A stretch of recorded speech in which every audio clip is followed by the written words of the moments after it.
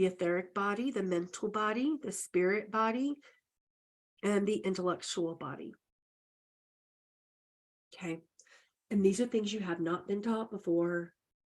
Well, you might have, maybe if you're following a mystic's work somewhere else, you might, in the older laws of mysticism. If you are an empath or a clairsentient and you primarily feel through your physical body, you need a conscience. In order to be conscious, you have to have a conscience. Now, you can think that I'm talking about morality or what's right or wrong or good or bad or true or false or helpful or unhelpful, and I'm not. Your conscious is that quiet, still voice that says, when you're about to say something shitty, that just says, shh.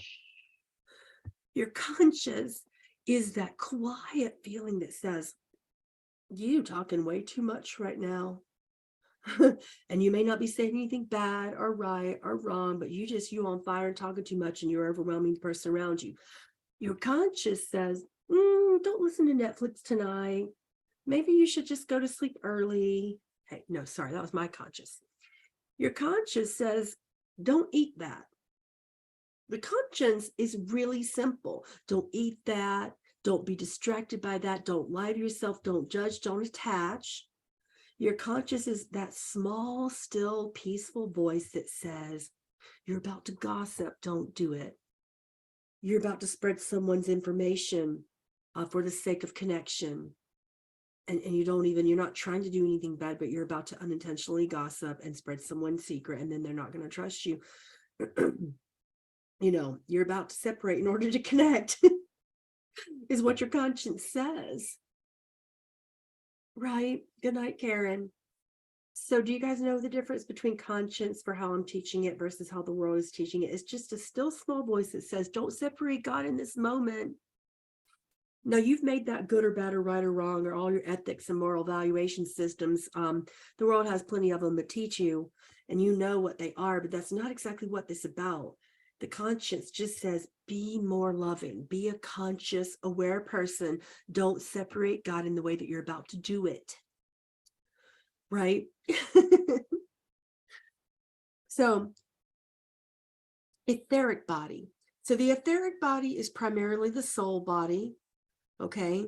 So we have all types of beings connecting to the grace. I have a class on Patreon. It's called Training for Healers, the 7 Graces, if you want to learn more about grace. But grace is the tool, and you need to evoke whatever grace is relevant for you. You don't need to know all about the graces to do this, although you can feel free to go back to my class and learn about them. But when you invoke grace for your etheric body or your soul body, you just invoke the grace of the I am and let that permeate your whole consciousness, right? Let that grace really take over your imagination and learn to choose again. If you're thinking thoughts that are separating and you're scared, Jesus always says, choose again in A Course in Miracles and A Course of Love. So if you're thinking something that's not really benefiting you or making you not feel connected, choose again in your thought streams. Choose again, because that's what's going to make you feel less grief, less shame, all of that, less disconnection when you choose again by invoking the grace of the I am and breathing that in to your consciousness, and then choosing again in your thought stream. So all types of psychics of all natures can work on that in the soul stream, in the soul body. The mental body, typically telepaths, you need to work with causation. So what I mean by that is you're the ones who are separating everything. You're making the cause be separate. You're looking at an evil world and saying, I don't like that. That appears evil. That appears bad. I don't like the way the world's going and I feel out of control. Well, of course you do, because you don't understand that your conscious, your cosmic consciousness can create a loving causation. And that you can imagine that by choosing again in your powerful thought streams in each and every intuitive now. In every moment, you can choose again if you don't like what you're feeling and what you're seeing in the world. I have gotten to the point where I can't listen to anybody. I mean, I can listen sometimes and I'll just kind of skip through and like find a certain point and be like, oh yeah, I like that. I want to parallel that teaching with Greg Braden's work, which I tried to do today and I could not. I couldn't find like one single point of causation. I can't listen to anybody anymore because they're talking about all the crap that's going on in the world. And I just don't see it that. I mean, I see the crap, but I don't see it as crap. I just see that the world's going through a deep transition, a powerful transition. And I view it as good for us. I think that we've been so self-centered that we're now finally facing some powerful repercussions and is changing our world, and Mother Nature's making some changes. I like the changes that are coming up when I tap into the humans from the future. I'm not scared of it, right? When I remote view into the future. And I'm excited for it. I'm hella excited. But I can't listen to the shit that's out there anymore because I just go, wow, I cannot believe the fear that's out there. And I'm only seeing love. So basically it's my job, like, to stay clear in any way that I can, and to see the love in the presentation of the teacher who's sharing something with us that would ultimately cause fear. It's my job as well. So this is what I call divine paradox. I can't personally see it, what they're teaching, and all the fear-based thought streams in spiritual teachings in this world right now. And the divine paradox is, this will help you in causation. The divine paradox is that I'm meant to recreate a thought stream where I only see these incredibly fear-based spiritual teachings in love. Do you see the paradox? That's where I can grow. That's my growth point. Right? This is why I can teach you oneness teachings and then turn around and teach you law of attraction teachings and then turn around and teach about aliens and then turn around and teach about something else and hopefully not make you afraid. Because I'm meant, this is my growth point, and you are too, you're meant to be able to listen to any teaching and find the love in it. There's your growth point. If you don't like it, you go into the causation. You are the cause of the way you see it, so reimagine it. Choose again. Choose a loving thought stream in that moment. Empaths and telepaths, this is you. Clairvoyance, you better do this, because if you don't, your visions are going to be like terrible. Right? Number 4, when you go into the spirit, the realm of spirit, you're going to be really attracted to oneness and truth. So in this 5 level, in this level of the soul, this is the 5th level. This is the spirit realm. This is like, I don't want to say the highest level, but it really is. This is a level teaching. For people who believe in separation, this will be the highest level. You have to find that love is the only truth. That when you see something and you say, people say, well, I'm just telling you the truth. Okay, find the love in it. Might not be truth. There's not a lot of truth on this planet, but you have to find the love in it, and then you'll find the truth. And when you find the truth, you'll find the oneness and the wholeness. And it'll return to you always, and you'll feel more deeply connected to your soul, and thereby trusting more in your abilities. And then number 5, in sound. In the science of sound, we mean vibration. And this is great, really great for telepaths. It's really great for clairaudient and clairvoyant people, because if you use divine sound current to return you to love in all moments, that sound comes from within. You're just going to start to hear that. This is why I love the 80s, by the way. It's like everyone was psychic but didn't know that they were psychic in the 80s, because you all had these really powerfully loving playlists. Your wedding had playlists, your first dates had playlists, your first love had a playlist. And my first boyfriend in junior high school, he definitely got like a whole 80s Depeche Mode playlist of all the, the things that I thought were love. Were very depressing back then, but personal Jesus was empowering, you know what I mean? And everybody got a playlist. My wife has her own playlist. As we were building our relationship, we developed a really cool playlist that we still listen to in the car all the time, right? So you can find your loving sound. So this means when you speak, You find the divine sound current, the frequency and vibration of your voice must be loving. And this is a practice for every single one of us, particularly clairvoyance and clairaudience, because in clairvoyance and clairaudience, you know, the whole saying, hear no evil, see no evil. You also must, in your vibration, you must not push out evil. You must, and what I mean by evil is you must not shame people. No judgments or attachments. So you basically have to be in the intuitive now and be neutral. If you can't be compassionate and loving, and if you can't find love and oneness and wholeness, you must be neutral, because that's where the love will be found. So the whole see no evil, hear no evil, speak no evil, all of this is really applicant to clairvoyance and clairaudience. Clairvoyance and clairaudience are my two main gifts, unfortunately. And I say that because I had a really difficult time not seeing evil and not judging things as evil, because I was raised in a Southern Baptist background that taught you that there is only God or evil, that those were your two choices in everything and everyone, in every thought stream, in every form of consciousness, right? So when I began to see these powerful, loving angels alongside it, I was also shown evil angels, aka demonology. I got to learn the loving side of Lilith. I got to learn the fear and the love in the Kalima. I had to learn that right away, because I had to find the love in what people would judge and see as evil. And it's like my soul knew that that was what was going to happen, so I had to experience it firsthand. Any demon that you can name, I have personally experienced, seen, heard. They don't tend to go for me. I have no idea why, but they like people around me. And my whole life, like my mother was attacked by demons, like for the first 15 years of my childhood. Legit, like she watched The Exorcist one night, to give you an example. And she's a very gifted person.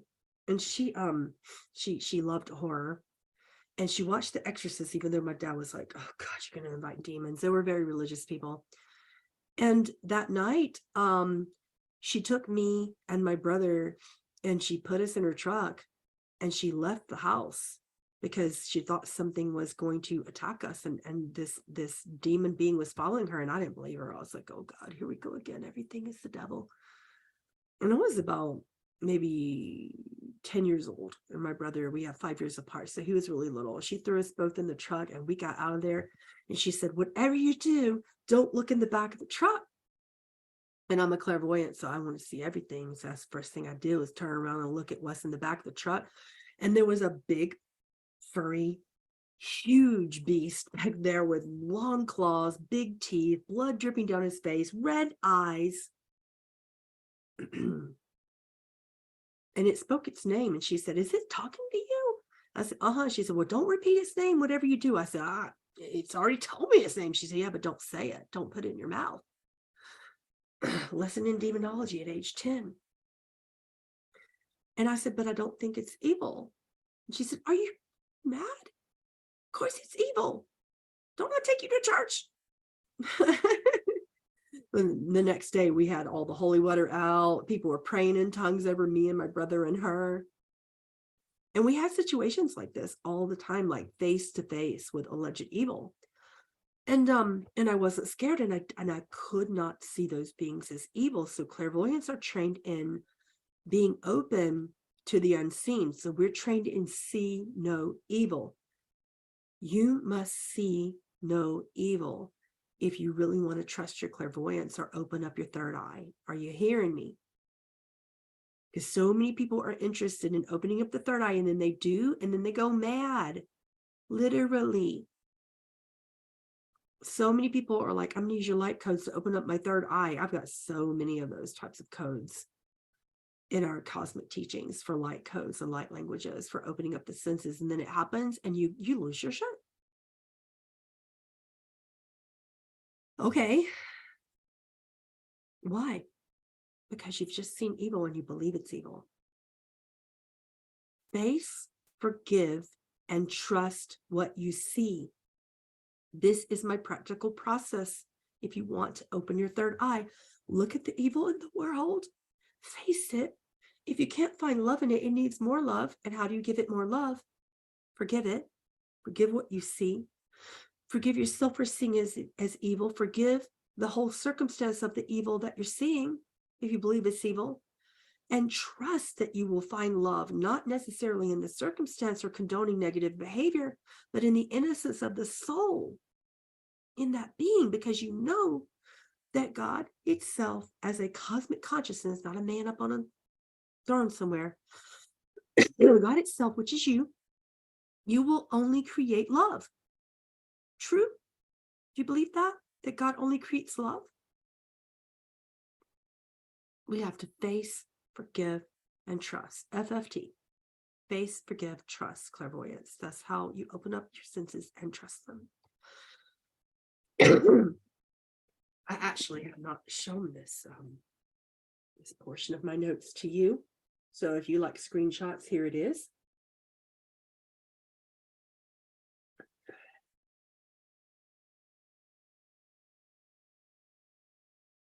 Everybody done with their screenshots? Can you see this, or do I need to pull it on in a little bit more? Can you see that?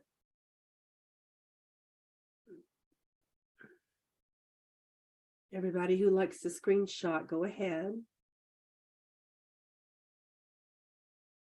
Tell me when you're done and I'll put it down.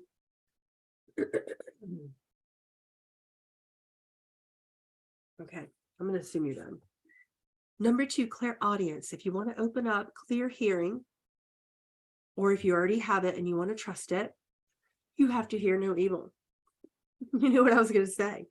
So the best way I can describe this is when you are around someone who, and this is the majority of the world, who is plunging these separate thoughts in your direction, you can't judge it as evil. You have to face, forgive, and trust everything that you're hearing in the separation constructs. Everything that comes back at you, you can't react to in this way that you think it's evil or separate. So what you hear, in a sense, your mind will always try to say it's separate, but just because it's separate doesn't mean it's evil. When you hear something, the whole illusory construct of the dreaming comes back and tries to invigorate a separation consciousness over and over and over and over and over again in your mind, but that doesn't mean it's evil. Face, forgive, and trust what you hear. It is separate, but it is not evil. Claircognizance. Know your truth. Now, this doesn't give you permission, and I'm not giving you the permission slip to be an ass and say, well, that's your truth. That's not my truth. That's what all of us say when we're pretending that we're separate all the time. Nobody want to hear that. Every time you close down God and you shut down oneness, you often say, well, that's your truth. That's what you think. That's your problem. That's not my problem. If you see a problem, it is your problem. If another person tells you that you're a problem, you are a problem, right? Know that because of oneness, everything you see is coming back as a potential truth. In causation, you need to understand and know that you are responsible. Now keep in mind, responsible does not mean accountable. Do you know the difference? What does responsible mean? Let's see how many people were paying attention to all the oneness teachings we did in 2017. All the way to 2020, we did this. You're responsible for what you see. When Jesus said that in my channelings and in A Course in Forgiveness, A Course of Love, and Course in Miracles, he meant your ability to respond as God. That's all that he meant. Yes. I'm glad 2 people remembered that. I know many of you do. So when you know your truth, that you have to respond as God, that means God doesn't say, that's not my truth. If you see it, there's some love that's meant to be found in it.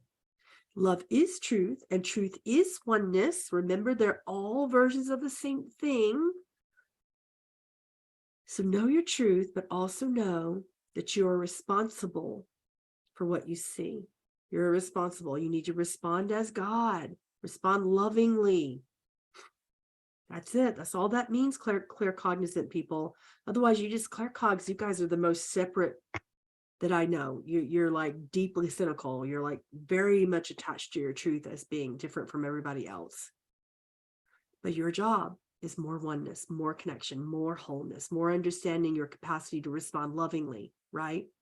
And with compassion, etc. And you can still hold your truth.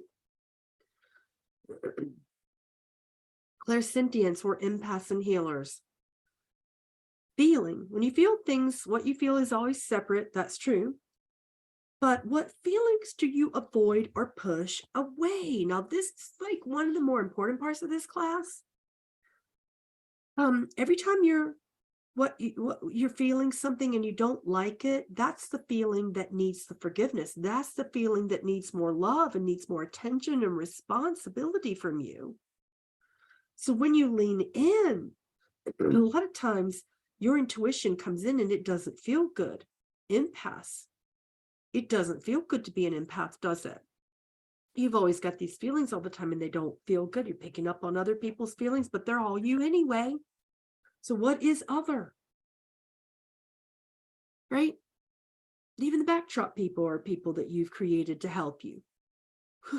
So why are you avoiding and pushing away? If you're responding as God, you lean in to those feelings. That's how you deepen your empathy and your clairsentience, is to lean into what you're feeling and stop avoiding it and pushing it away. This is where in New Age, people talk about toxic positivity, and I have mixed feelings about that phrase, honestly, because most of the time I'm feeling super positive, and when people come around and tell me it's toxic, I am triggered like nobody's business to want to tell them to STFU or to GTFO or whatever. But in true light of oneness, their feelings are my feelings. So if they're in grief, is it super compassionate for me to just be like sitting over there in my blissful, joyful samadhi state? Probably not. It probably does not honor what they're feeling. And it might be more compassionate for me to lean in and say, I am here with you right now. It's not an inquiry, it's a statement of responsibility. Right? I am here with you right now. Which is, by the way, one of the things I said to that demon when I was in the truck right now with my mom. When I was in the truck when I was 10 years old, I just looked at it and I said, I'm here. I'm going anywhere. I'm here with you right now if you want some love. And it would hiss and growl and spit and do all these things. And I'm like, I'm still here. And I'm not going anywhere. I'm not going to avoid or push away or become afraid and then avoid and push away more. I'm not going to get disgusted when it's drooling all over me. I'm not going to become afraid when it's screaming. This takes the grace of courage. So if you need to go ahead and invoke the grace of courage and fortitude to deeply understand that all those demons are you anyway. My mom was facing her own demon in that story when I was sharing that with you. It was her projecting a portion of her consciousness. But people don't see that because they see evil as separate. Right? So what then? If oneness is true, what isn't you?